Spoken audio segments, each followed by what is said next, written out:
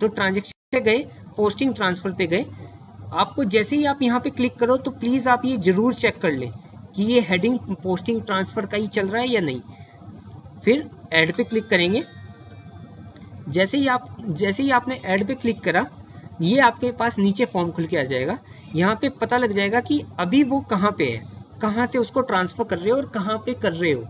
Type of posting transfer में आ जाएगा, type of service में कि वो किस टाइप का है, किस टाइप का ट्रांसफर कर रहे हैं उसको, या तो वो पब्लिक इंटरेस्ट में है या ऑन रिक्वेस्ट है, किस तरीके का है पोस्टिंग टाइप में।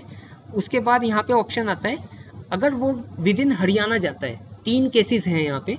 पहला केस वो आपके डिपार्टमेंट में ही कहीं और ट्रांसफर होता है। सेकंड केस वो हरियाणा के किसी और डिपार्टमेंट में ट्रांसफर होता है। तीसरा केस वो अदर देन हरियाणा गवर्नमेंट के डिपार्टमेंट में ट्रांसफर होता है। तो यहाँ पे 3 टाइप के केस हैं।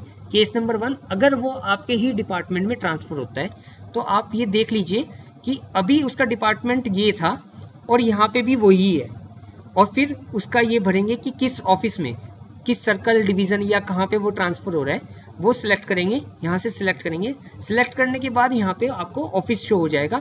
ऑफिस सिलेक्ट करेंगे, उसका रूल, ग्रुप और डेजिग्नेशन सिलेक्ट करेंगे।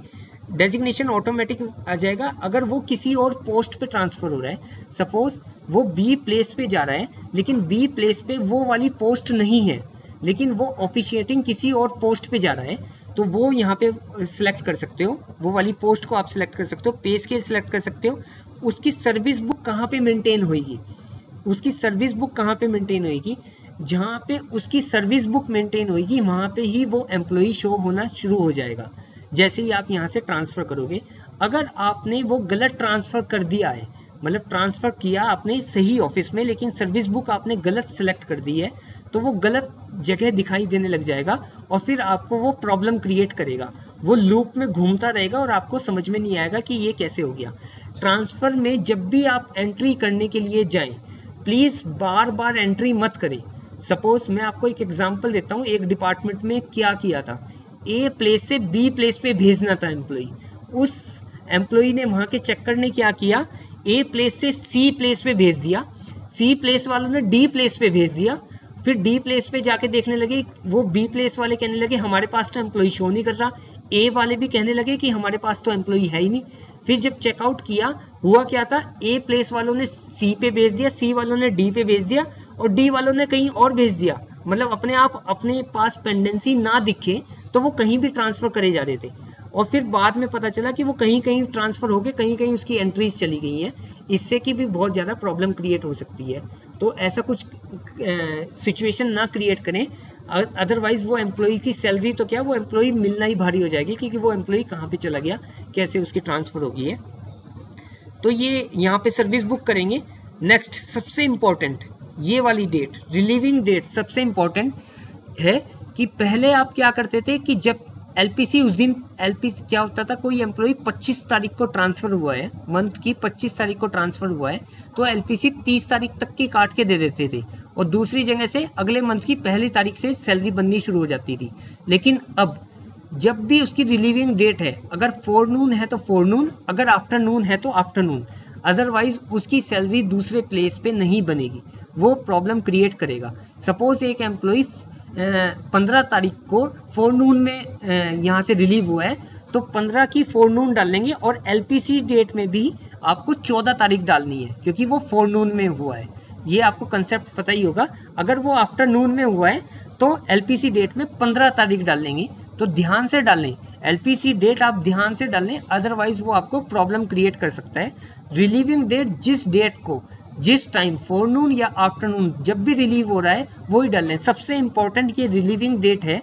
अगर आपने ये रिलीविंग डेट गलत डाल दी है तो आपकी सैलरी बनने में प्रॉब्लम आएगी।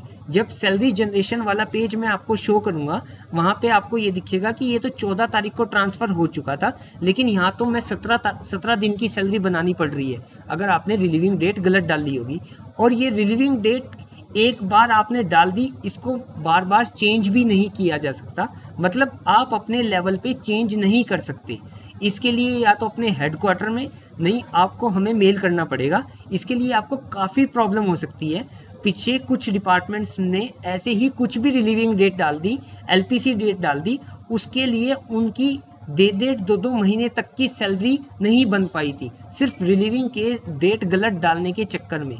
वो ऐसे प्रॉब्लम में रहे कि रिलीविंग डेट हमने तो 14 को डाल दी, वहाँ LPC 17 को रिसीव होगी, ये पता नहीं क्या क्या किया उन्होंने, तो इसकी वजह से उनको काफ़ी प्रॉब्लम हुई। तो रिलीविंग डेट प्लीज़ करेक्टली डालें। अब उसके बाद है कि अगर वो आपके डिपार्टमेंट में हुआ, नेक्स्ट केस आता है कि वो आपके डिपार्टमेंट से किसी और डिपार्टमेंट में हुआ, उस डिपार्टमेंट का नाम सेलेक्ट करेंगे, उसकी हायरार्की सेलेक्ट करेंगे, उसका ऑफिस सेलेक्ट करेंगे, उसका डेजिग्नेशन वगैरह ये सब कुछ, ये सारी चीज़ें आप सेलेक्ट करोगे। अब आपके पास ये हो गया। अब उसके बाद तीसरा है कि अदर देन हरियाणा गवर्नमेंट, तो आप इस रेडियो बटन पे क्लिक करेंगे। मैं अभी आपको Haryana government, other than Haryana government का ऑप्शन बाद में बताता हूँ, उससे पहले मैं कुछ और इन्फॉर्मेशन दे देता हूँ। कई बार क्या होता है, आप अपने डिपार्टमेंट से किसी और डिपार्टमेंट में ट्रांसफ़र कर रहे हो या आप अपने ही डिपार्टमेंट में ट्रांसफ़र कर रहे हो। इन दो केसेस में ये ऑफिस ना कई बार ब्लैंक आता है। हो सकता है कि वहाँ पे ये ब्लैंक आ रहा हो। इसका सिर्फ और सिर्फ एक ही रीज़न है कि जिस DDO के पास आप ट्रांसफ़र कर रहे हो, उस DDO ने ई पोस्टिंग में अपना ई पोस्ट का डाटा नहीं डाला। अगर ये ऑफिस ब्लैंक आ रहा है तो उस DDO ने ई पोस्टिंग में ई पोस्ट का डाटा नहीं डाला। तो प्लीज़ आप उनको फ़ोन करके कहिएगा कि आप अपना ई पोस्टिंग में डाटा डाल दो, तभी मैं एम्प्लॉय को ट्रांसफ़र कर पाऊंगा, अदरवाइज मैं एम्प्लॉय को भी ट्रांसफ़र नहीं कर पाऊंगा। सेम केस ऐसा है यहाँ डेजिग्नेशन का। अगर जिस डेजिग्नेशन पे आप वहाँ पे ट्रांसफ़र करने जा रहे हो, वहाँ पे वो डेजिग्नेशन शो नहीं हो रहा, तो तब भी आप उस DDO को कांटेक्ट करके कहेंगे प्लीज़ आप अपना ई पोस्ट में डाटा डाल दें। मैं आपको एक एग्जांपल दे देता हूँ। सपोज A प्लेस से B प्लेस पे चला गया और B प्लेस पे क्लर्क की पोस्ट पे एम्प्लॉय जा रहा है, और वहाँ पे एक्चुअल में क्लर्क की पोस्ट तो है, लेकिन उसने ई पोस्ट में क्लर्क की पोस्ट नहीं डाल रखी, तो यहाँ पे वो क्लर्क का डेजिग्नेशन शो नहीं करेगा, तो फिर आप ट्रांसफ़र नहीं कर पाओगे। लेकिन कुछ एम्प्लॉइज़ अपनी तरफ से डाटा सेंड कर देते हैं और फिर वो कहते हैं कि हमारी तरफ से चला जाए, वो क्लर्क की जगह यहाँ पे डेजिग्नेशन कोई और सेलेक्ट कर लेते हैं, असिस्टेंट सेलेक्ट करके अपनी तरफ से डाटा भेज दिया कि हमारा तो काम कंप्लीट हो गया।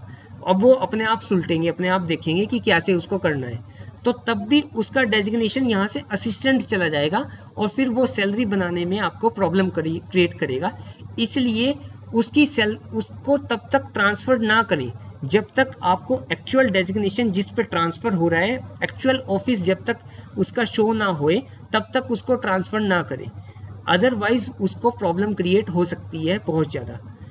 आगे फ्यूचर में सैलरी बनाते हुए उसका डेजिग्नेशन ही गलत शो होएगा, अगर आप गलती से गलत डेजिग्नेशन यहाँ से सेंड करके भेज सकते हैं, और वो एम्प्लॉय कई बार शो भी नहीं होता। जब आपके पास ये सारे केसेस, ये सब कुछ ठीक होगा तो आप भेज सकते हो। अब नेक्स्ट लास्ट केस था कि अदर देन हरियाणा गवर्नमेंट चला जाता है। अगर कोई एम्प्लॉई आपके डिपार्टमेंट से अदर देन हरियाणा चला जाता है, मतलब वो सेंट्रल गवर्नमेंट में चला गया, दिल्ली चला गया या कहीं और किसी और स्टेट में चला गया, इन केसेस के लिए क्या करना है, रिलीविंग डेट तो फिर भी आपको करेक्ट डालनी ही डालनी है। इस ट्रांसफ़र टू होगा यहाँ पे ऑप्शन कि वो गया कहाँ, उसका डिटेल डालनी है। सपोज मैं आपको एग्जांपल देता हूँ, एक एम्प्लॉय एजुकेशन डिपार्टमेंट में काम कर रहा था, हायर एजुकेशन में, वो एम्प्लॉय वहाँ पे चला गया, दिल्ली में चला गया, AICTC में चला गया, तो उसके लिए उन्होंने यहाँ पे डिटेल डालनी है कि वो किस प्लेस पे गया, ऑफिस का पूरा एड्रेस डालना है, और किस डेजिग्नेशन पे गया वो भी आपको डालना है। तो ये दोनों चीज़ यहाँ पे आपको डालनी है। अगर आपने प्लेस और डेजिग्नेशन नहीं डाला तो कोई ऐसी प्रॉब्लम नहीं है, लेकिन जब आप सर्विस बुक देखने के लिए जाओगे, फ्यूचर में जब सर्विस बुक इसकी शो होएगी, तो उसमें ट्रांसफ़र टू में आपको वहाँ पे ब्लैंक दिखाई देगा और फिर वो आपको प्रॉब्लम क्रिएट कर सकता है। जैसे मैंने अभी आपको बताया है कि CM सर ने ये बोला है कि ये सारी की सारी सर्विस बुक बंद हो जाएंगी और डिजिटलाइज सर्विस बुक चलेगी, ऑनलाइन सर्विस बुक में सब कुछ होएगा, तो वहाँ पे वो एंट्री ब्लैंक शो करेगा, तो फिर दोबारा आपको उसको एंट्री को एडिट करना पड़ेगा। इसलिए जो भी एंट्री करें करेक्ट करें। तो ये ट्रांसफ़र का मैंने बता दिया। ट्रांसफ़र के लिए आपको अगर कोई यूज़र मैनुअल देखना है तो मैंने आपको बता रखा है यहाँ पे, transfer employ from one place to another. इसमें भी स्टेप बाय स्टेप आपको सारी की सारी इंफॉर्मेशन यहाँ पे दी हुई होगी कि ट्रांसफ़र कैसे एक प्लेस से दूसरे प्लेस पे कैसे करना है। तो यहाँ पे क्लिक करके ये वर्ड फाइल है, वर्ड फाइल को ओपन करके आप ये सेव भी कर सकते हो और ये इसको ओपन भी कर सकते हो। तो ये ट्रांसफ़र का आ गया।